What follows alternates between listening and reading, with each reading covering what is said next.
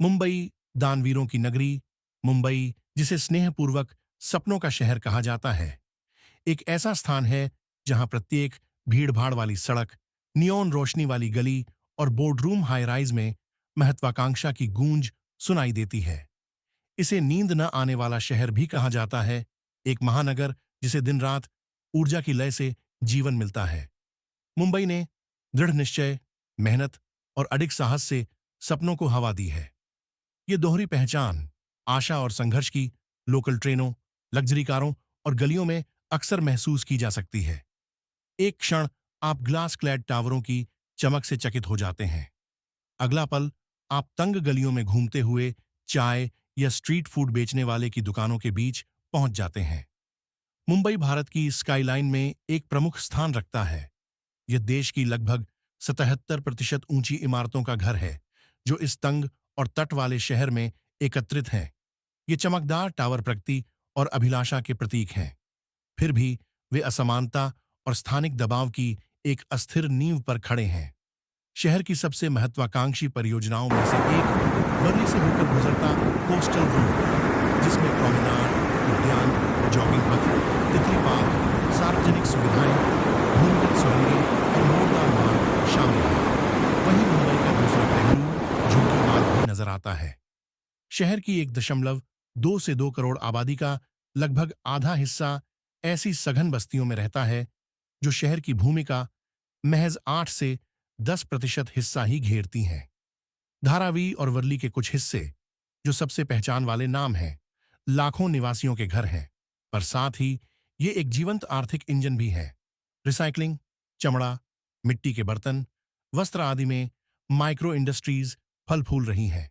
झुग्गी इलाकों में आवाज महज एक 8x10 फीट का छोटा सा तांबे या कंक्रीट से बना स्थान होता है, जो सोने, खाना बनाने और रहने की जगह एक साथ होता है। पानी कीमती होता है, अक्सर बाल्टी में सीमित होता है। साझा सार्वजनिक शौचालय सामान्य होते हैं और कुछ इलाकों में खुले में शौच करना भी जारी है। फिर भी वहां की आत्मा जीवित है।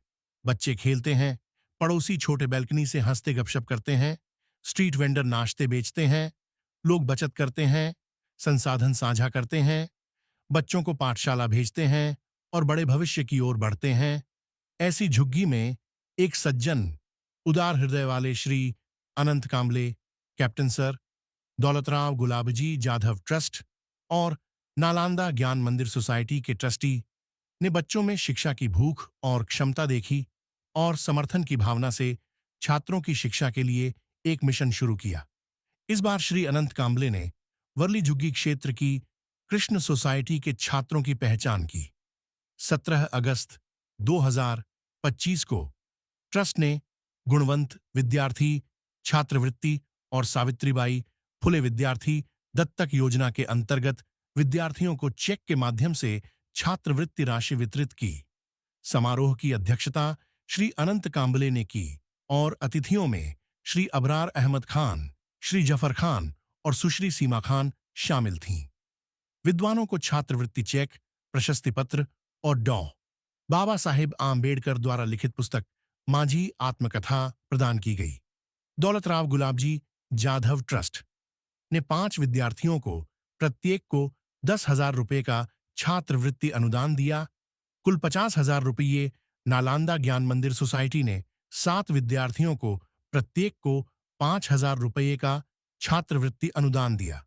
कुल 25,000 रुपये सावित्रीबाई फुले विद्यार्थी दत्तक योजना के माध्यम से ट्रस्ट ने 5 कन्या छात्रों को पूरे शैक्षणिक वर्ष 2025 से 26 के लिए मासिक 2,000 रुपये की छात्रवृत्ति प्रदान की।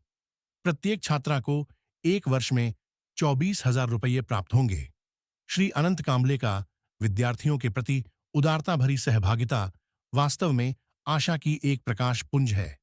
आपके कार्यों से आप केवल युवा शिक्षार्थियों को सशक्त नहीं कर रहे हैं, आप करुणा, शिक्षा और मानवीय संबंधों के जीवन पर्यंत मूल्य की पुष्टि कर रहे हैं, जो सहानुभूति में निहित है, उदारता से समृद्ध है और शिक्षा द्वारा समुन्नत है।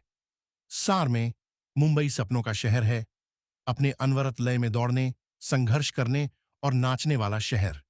यह सोता नहीं, इसकी कहानियां आधी रात की चाय की टपकियों, मंदिर की दीपों, चमकदार मॉलों और उजली गलियों में बिखरी पड़ी हैं। झुग्गियों में जीवन, हालांकि चुनौतीपूर्ण है, फिर भी मानवता की आशा, एकता और परिवर्तन की क्षमता दिखाता है।